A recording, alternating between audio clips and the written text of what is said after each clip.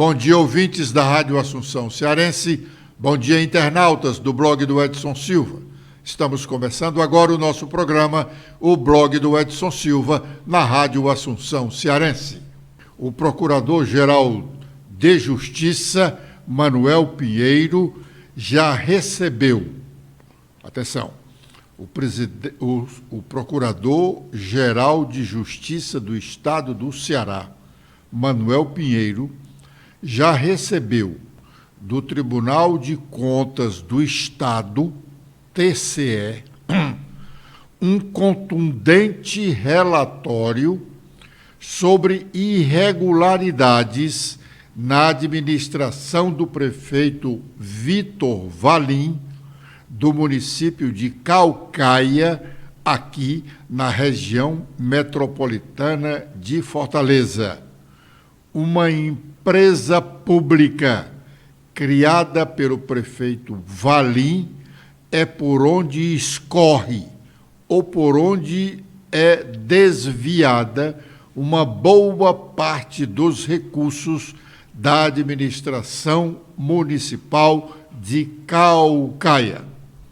O relatório é o que podemos chamar de cabeludo. Não vai demorar e o Ministério Público Estadual terá que mostrar o fim dado a esse relatório.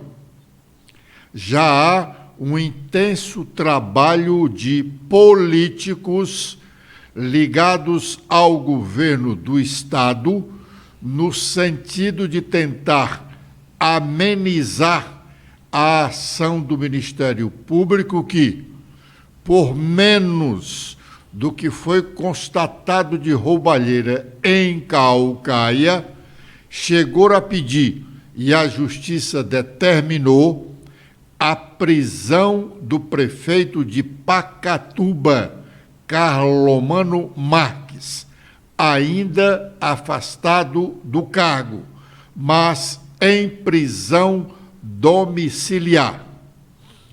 Os desvios de recursos da Prefeitura de Caucaia dominam os comentários no meio político cearense já de há algum tempo. Vitor Valim, o prefeito, estaria utilizando o mesmo português, não é a língua pátria, mas o sujeito, o português, sujeito que arruinou a gestão do prefeito, do ex-prefeito Washington Góes. Valim, hoje, é considerado um importante aliado do PT. Por isso, apadrinhado do ministro Camilo Santana e do governador Eumano de Freitas. Dos aliados do passado, quase ninguém mais está com Vitor Valim, a partir do vice-prefeito Neuzinho Filho. A propósito de Ministério Público, pelas informações que temos, o PROCAP, que é um núcleo da Procuradoria-Geral de Justiça do Ceará, que cuida dos crimes contra a administração pública, atenção, o PROCAP está abarrotado de serviço. Além do material que tem recebido do Tribunal de Contas do Estado, já praticamente pronto para ser transformado em denúncia-crime junto ao Tribunal de Justiça do Estado, porque é o Tribunal de Justiça a quem cabe determinar alguma ação punitiva contra prefeito. O PROCAP tem as suas investigações próprias, como, por exemplo, a que está aberta com a denúncia de um ex-assessor parlamentar da Assembleia Legislativa cearense sobre a proliferação de rachadinha no Legislativo Estadual cearense. Rachadinha é um crime cometido por deputado ou vereador e consiste em o parlamentar, deputado ou vereador, cobrar a devolução de parte do dinheiro que a Assembleia ou Câmara Municipal paga ao assessor indicado pelo deputado ou vereador. Por exemplo, se o deputado indica um assessor para receber uma remuneração de R$9.000, ele deve devolver a metade ou um pouco mais disso, como do caso de quem recebe R$9.000 de portaria e devolve R$5.000 para o deputado. Essa prática de rachadinha, que voltou ao noticiário nacional com o caso do hoje senador Flávio Bolsonaro, quando ele era deputado estadual no Rio de Janeiro. Essa prática da rachadinha tinha praticamente desaparecido do cenário cearense, estadual cearense, mas agora pode estar voltando à tona com toda força. Vários casos de rachadinha na Assembleia já estão sendo investigados pelos integrantes do PROCAP. Mas a esperteza de alguns poucos desonestos em administrações municipais cearenses encontrou um outro caminho de desviar recursos. Antes, o desvio era da merenda escolar, ou de recursos da merenda escolar ou do transporte escolar, dois setores da área educacional onde se gasta realmente uma boa soma de dinheiro. A propósito de merenda escolar, como já noticiamos nos últimos dias, vereadores do município de Aquiraz, aqui na região metropolitana de Fortaleza, concluíram na última semana a CPI da merenda escolar, a Comissão Parlamentar de Inquérito da Merenda Escolar de Aquiraz. E a conclusão é que o prefeito Bruno Gonçalves desviou uma boa bolada de dinheiro a partir da compra de carnes para a merenda dos alunos daquele município. Pois bem, técnicos do Tribunal de Contas do Estado estão investigando os gastos com compra de remédios e combustíveis em pouco mais de 20 municípios cearenses. Os técnicos do Tribunal de Contas já estão iniciando a investigação. As primeiras informações sobre desvio de recursos em mais de 2 dezenas de municípios cearenses com relação a despesas, a gastos de combustíveis e remédios, dão conta de rombo grande nas contas dessas prefeituras. A questão da articulação política do governo Lula parece que vai atormentar o governo do atual presidente por mais algum tempo. Na sua edição de hoje, o jornal O Globo publica uma matéria em que o deputado federal cearense Danilo Forte está no centro. é quanto à dificuldade de aprovação da medida provisória, uma das primeiras assinadas pelo presidente Lula, alterando o organograma do primeiro escalão da administração federal. Stephanie. Olá, Edson, olá, internautas do blog do Edson Silva.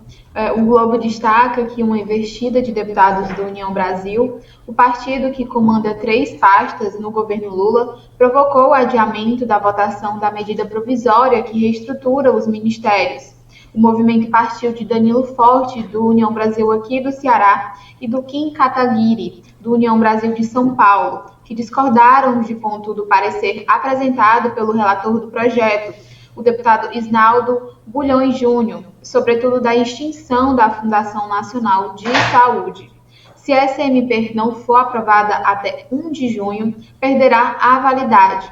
Nesse caso, voltará a valer o desenho ministerial deixado pelo ex-presidente Jair Bolsonaro.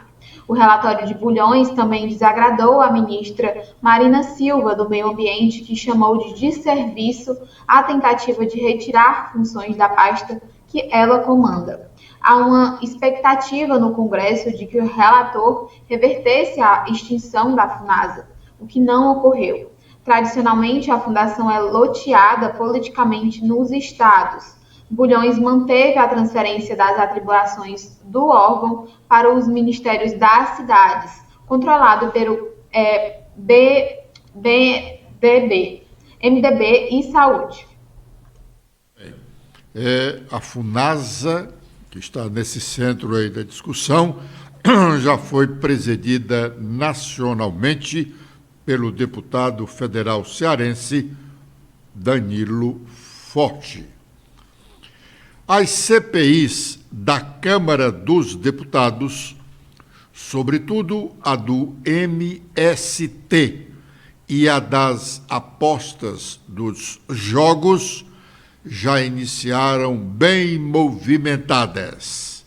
Ontem, um dos cearenses integrantes dessas CPIs, no caso Danilo Forte, falou sobre o início dos trabalhos da investigação sobre as apostas em jogos no Brasil. Vamos ouvi-lo. Primeiramente, deputado Gilmar Tato, eu acho que, como toda investigação, ela tem que começar ou pelo fato em si, que nós não temos, ou por quem já está apurando o fato. O fato está sendo apurado pelo Ministério Público de Goiás. E ninguém melhor do que o Ministério Público de Goiás de nos nortear de como foi identificado o crime e, a partir dessa identificação, os seus desdobramentos. E aí, na hora que tiver os desdobramentos, nós podemos, inclusive, levar para outros questionamentos. Mas aqui eu quero, inclusive, parabenizar a coragem do promotor, do Fernando Sesconeto, de mexer nesse vespeiro, né, de ter aprofundado essa investigação e de já ter, inclusive, dado ao Brasil a oportunidade de conhecer, né, a deturpação daquilo que é tão caro para todos nós brasileiros, que é o sentimento que nós temos pelo futebol. Então, diante desse fato, eu acho que o V0, né, do processo, tanto meu, como a minha intenção, como a do deputado Márcio Marinho, assim entendo, é que a gente possa ter um ponto de partida. E o ponto de partida, obviamente, será aquilo que já foi acumulado de conhecimento pelo Ministério Público de Goiás. E por isso está aqui esse requerimento, no sentido de convocá-los ou convidá-los, e tenho certeza que eles virão aqui de bom grado, né? Não precisa da convocação, porque isso, inclusive, é importante para realçar o papel e a importância do Ministério Público nessa averiguação, nessa investigação. Bom, nessa CPI aí dos apostas, dos jogos, realmente ela vai ser acompanhada por um grande público.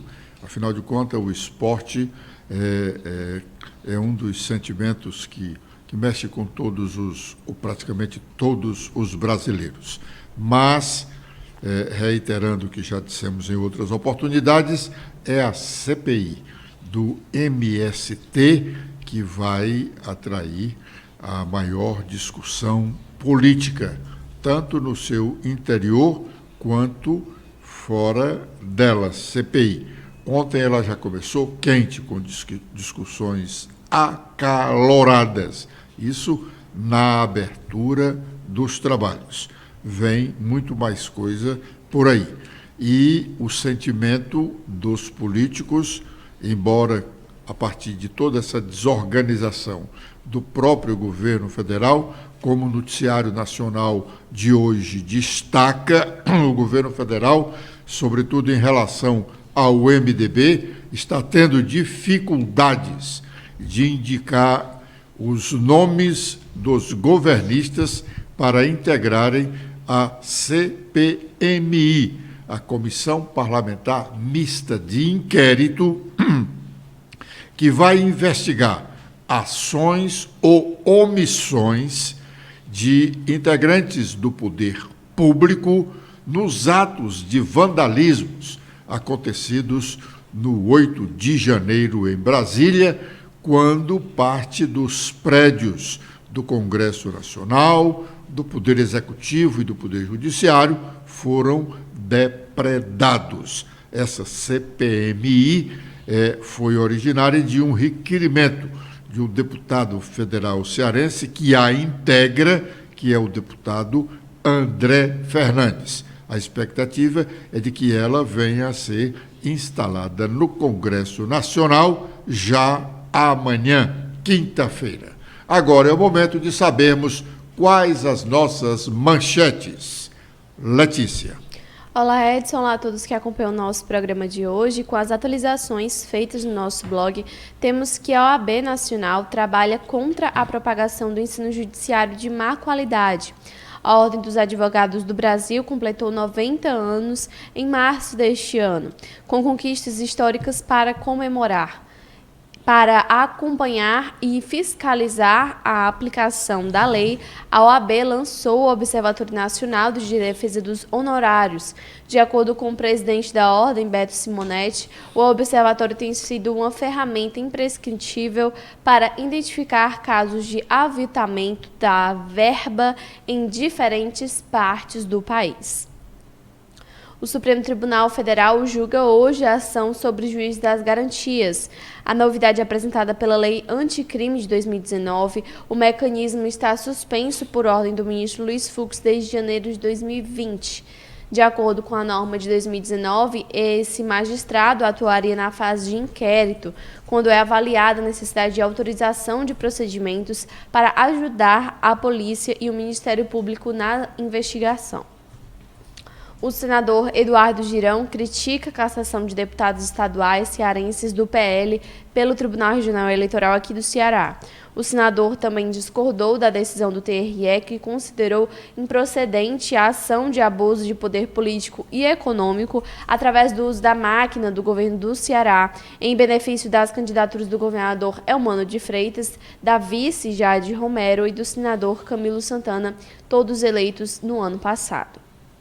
Pena do ex-deputado Daniel Silveira deve ser cumprida imediatamente, determina o ministro do STF. Em sua decisão, o relator da ação, Alexandre de Moraes, observou que a condenação se tornou definitiva em 9 de agosto do ano passado, não havendo mais possibilidade de recurso nem obstáculos ao início do cumprimento da condenação. Com os destaques nacionais, iniciando pelo Estadão, temos em principal manchete sobre... Letícia, se me permite, antes de entrar nas manchetes aí dos nossos grandes jornais nacionais, uma observação com relação a essa decisão do TSE de avaliar, não é, as punições de cassações de mandatos com base na lei das cotas, né? E eu acho que toda lei, por algum dos defeitos que elas possam registrar, elas são sábias, as leis são sábias.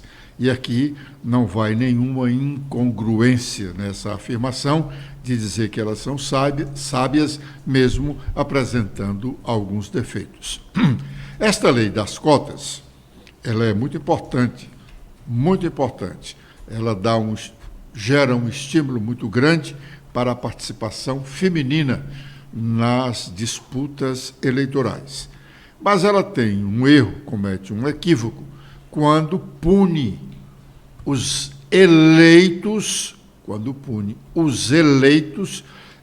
que fizeram parte de uma chapa onde tinham candidaturas femininas. Por que digo isso? Porque, na verdade, quem faz a chapa que vai registrada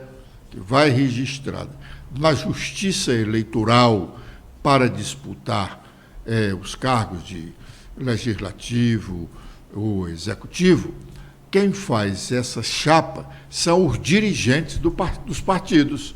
Hoje, no Brasil, todos os partidos, e essa generalização não é burra, todas as agremiações partidárias têm um dono. Começa logo no PT, o dono é o Lula. Não adianta se esbravejar aqui ou acolá. Pode alguém discordar dele, mas só faz, ao final, o que ele quer.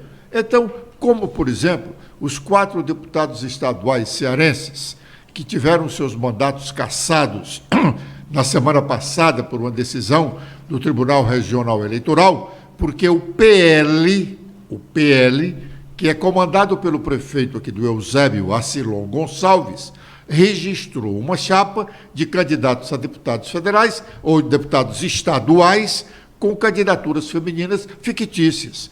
Os deputados não têm culpa disso, não sabiam dessa enrolada do presidente do partido. Quem deveria ser punido, sim, era o presidente ou todos os dirigentes do partido responsáveis pelo registro da chapa. Poderiam ser punidos com a exclusão do mundo partidário, ele pode votar e não ser votado e não comandar mais nenhum partido, ou qualquer um outro tipo de punição. Concluamos, Letícia. Bom, com os destaques nacionais, iniciando pelo Estadão, a regra antipelada e o limite de gastos. Tem 6 alterações feitas no texto base do arcabouço fiscal. Essa proposta de nova regra para contas públicas teve 372 votos favoráveis e 108 contrários. Com os destaques do Globo, temos que o PL de Bolsonaro dá 30 votos a Lula e o PSOL diz não. Como votaram os partidos na Câmara sobre as novas regras fiscais? Sobre esta mesma manchete. E com as últimas da Folha de São Paulo, temos que a condenação de Collor no Supremo deve levá-lo à prisão em cela comum após recursos. O tamanho e a condição de pena ainda serão definitivos e o ex-presidente pode recorrer. Sobre a decisão do Supremo Tribunal Federal de condenar o ex-presidente Fernando Collor de Mello à prisão. Tem muita gente do Brasil que não acredita que ele vá para a prisão, mas vai sim. Pode até não cumprir os 33 anos decididos pelo ministro Edson Fachin, relator do processo, porque o quanto do tempo da prisão ainda vai ser decidido pelo Pleno do Supremo Tribunal Federal, mas que ele vai preso, vai, e vai iniciar o seu período em regime fechado, naturalmente na Papuda, em Brasília. Como dissemos um dia desse aqui, e isso não é com satisfação que registramos, a Casa da Dinda, que foi muito comentada no governo Collor, até ele perder o mandato presidencial, não vai mais acolher o ex-presidente, sem dúvida, no mínimo, nos próximos 10 anos. Os deputados federais aprovaram ontem à noite a primeira parte do projeto chamado de arcabouço fiscal. Foi uma votação, foi um resultado de votação expressivo. Registrou, ao final, o líder do governo na Câmara dos Deputados, o cearense deputado federal José Guimarães. Vamos ouvi-lo.